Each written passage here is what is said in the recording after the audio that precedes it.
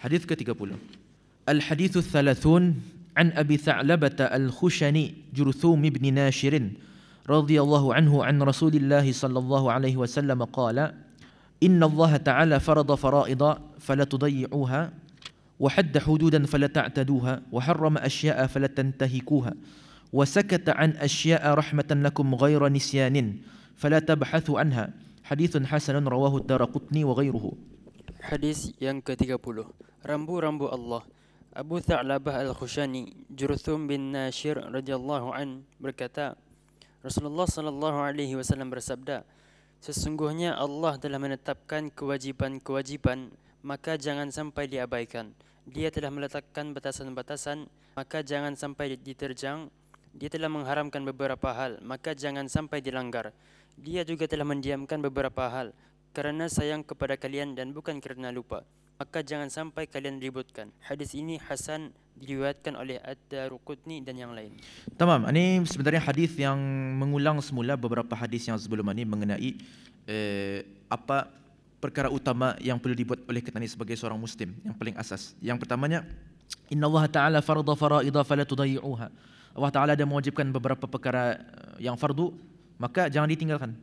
Kemudian wahadda hududan fala ta'taduha, dan ia dah menetapkan beberapa batasan, jangan limpar. Artinya jangan tadi limpas daripada batasan itu. Dan ini batasan ini ia umum ni. Ada batasan yang berkaitan dengan ketani dengan Allah Ta'ala. Ada batasan yang berkaitan dengan hubungan tani sesama manusia. So, makanya Nabi SAW jangan dilimpasi tu limit ataupun batasan itu. Wa harrama asya'a faltantahikuha. Dan Allah Ta'ala ada mengharamkan, melarang beberapa perbuatan, maka jangan tani buat. Wa sakata an asya'a, dan ada ia inda bagi tahu beberapa perkara. Artinya beberapa perkara ia diamkan. Artinya Allah Ta'ala inda menurunkan apa-apa hukum mengenainya. Rahmatan lakum ghaira nisyan. Dan ya Nabi SAW kenapa ya Allah Ta'ala inda memberi hukum akan beberapa perkara? Nya bukan sebab Allah Ta'ala lupa, sebab mustahil Allah Ta'ala lupa kan. Artinya dalam akidah kita ni percaya dan tani mengetahui bahawa mustahil secara logiknya Allah Ta'ala itu lupa. Makanya Nabi SAW kenapa Allah Ta'ala mendiamkan beberapa perkara, yakni indah menerangkan dan indah menjelaskan hukum bagi beberapa perkara dan perbuatan, sebab Allah Ta'ala rahmah. Allah Ta'ala memberi rahmatnya arah kita ni. Fala tabhathu anha, maka anda payah, anda usah takkan dicari-cari benda tu. Okey. Pertama sekali, bahagian pertama iaitu inna Allah Ta'ala farada fara'ida fala tudayyi'uha wa hadda hududan fala ta'taduha wa harrama asya'a fala tantahikuha. Ni Allah Ta'ala tu memfardukan beberapa perkara, maka jangan ditinggalkan. Allah Ta'ala menetapkan batasan, jangan dilimpasi. Allah Ta'ala mengharamkan beberapa perkara, jangan dibuat. Ini jelas. Ini kita ni tahu dan tani jelas bahawa ini tah asas hubungan tani dengan Allah Ta'ala. Artinya ini asas muamalah ataupun hubungan perbuatan kita ni dengan Allah Subhanahu Wa Taala. Basically, segala batasan yang Allah Taala tetapkan tadi mesti berada dalam atu, dia boleh limpas. Tamam.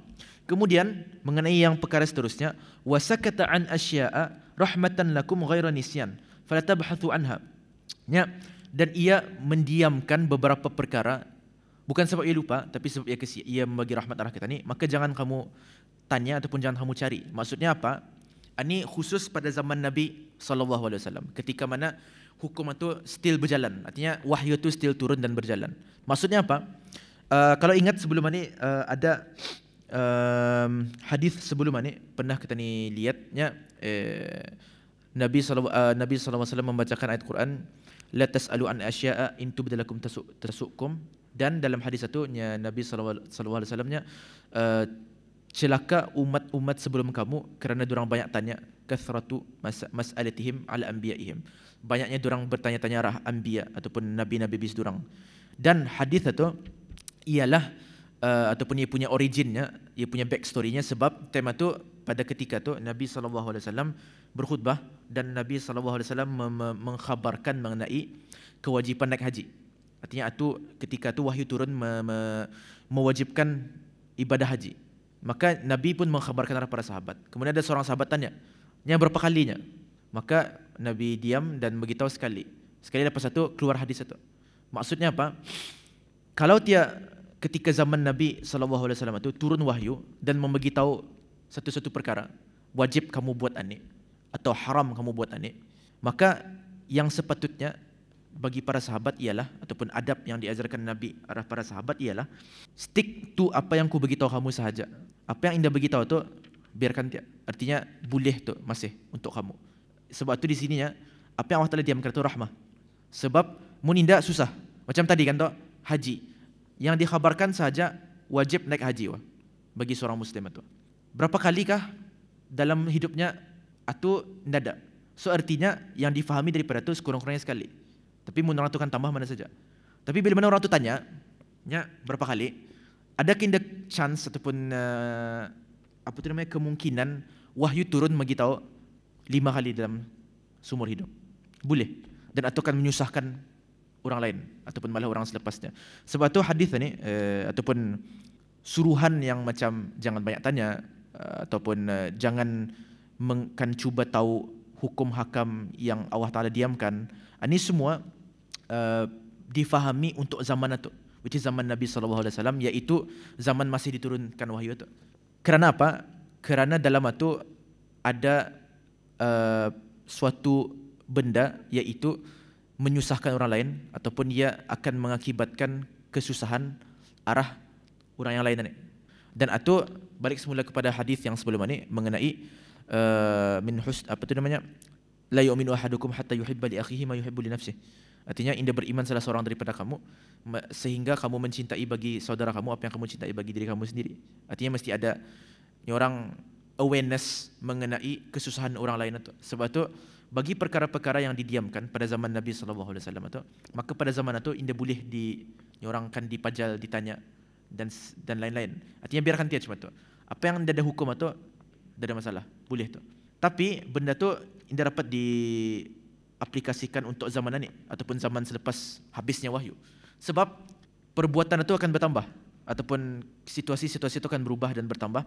Dan kita ni sebagai seorang mukmin, kalau tadi ingat balik tadi ambil pada hadis-hadis yang lain sebelum ini, kita ni ada kewajipan untuk mengetahui apa dulu hukumnya sebelum tadi membuat itu.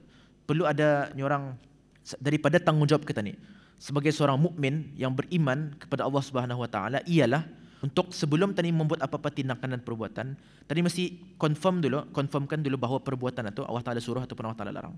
Dan sebab apa itu namanya, hukum hakam ini sudah tersusun dan sudah berlangsung dan diproses selama berabad-abad lamanya, maka hampir-hampir dapat dikatakan tidak ada satu pun perbuatan ataupun tindakan yang kosong daripada hukum hakam itu. Maka jangan salah faham bahawa hadis ini mun tani dah tahu tidak apa-apa, biarkan dia. Tidak.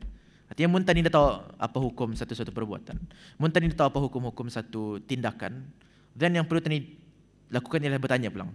Bertanya. Artinya ini bukan tiket untuk kita ni cakap, jangan tadi banyak soal, jangan banyak tanya. Kalau sekiranya anda tahu, boleh tu. Indah. Lain. Dia punya konteksnya lain. Ini konteks ketika zaman masih turunnya wahyu. Masa ni konteksnya lain. Tapi yang maksud sebenar daripada hadis ini ialah elakkan daripada menyusahkan orang lain. Dan apa yang dibuat oleh orang yang banyak tanya pada zaman Nabi itu, hakikatnya ialah menyusahkan orang lain. Dan itu melanggar kaedah yang ada dalam hadis sebelum ini, which is mencintai bagi saudara kamu apa yang kamu cintai bagi diri kamu sendiri, which is kita ni tidak mau menyusahkan orang lain. Seperti mana tadi tidak mau anda susahan, tadi tidak mau orang lain susah juga. Maka sebab itu dalam beberapa buah hadis ada disebutkan ni benda ni, jangan banyak tanya. Bila tu pada zaman itu, zaman ini apa ini binisbah ataupun orang untuk diri kita ni sendiri, tindakan dan perbuatan yang tadi kan buat, itu mesti kita ambil tahu apa hukumnya dulu. Mesti kita ambil tahu apa pandangan syarak mengenai perbuatan ataupun tindakan yang tadi kan buat ataupun lakukan itu. Tamam. Itu hadis yang ke-30.